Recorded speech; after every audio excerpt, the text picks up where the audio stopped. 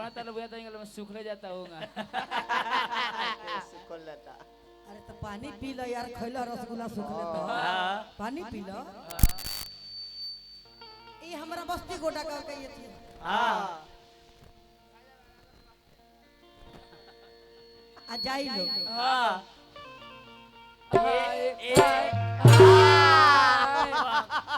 पक पक मार झाड़ू हाँ 10 रुपया देगा कि मैं कुछ बोल लूं हटो नहीं तो मार दूंगी।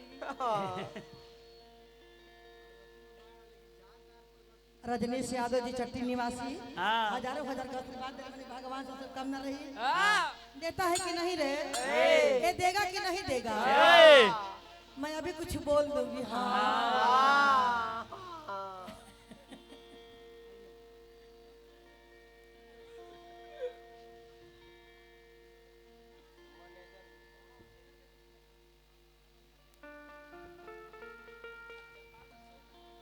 एक बाद से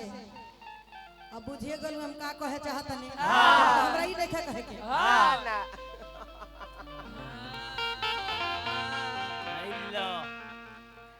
वाह जी वाह वाह यादों के परेशानी है यादों की पहचान बोलो परेशानी नहीं यादों का ये पहचान है ये वन झगरू महतो को पटदारी का जानता रहे चले हमने के सीजन में वाह हनुमान जी के दरबार में हाँ महावीर जब नाम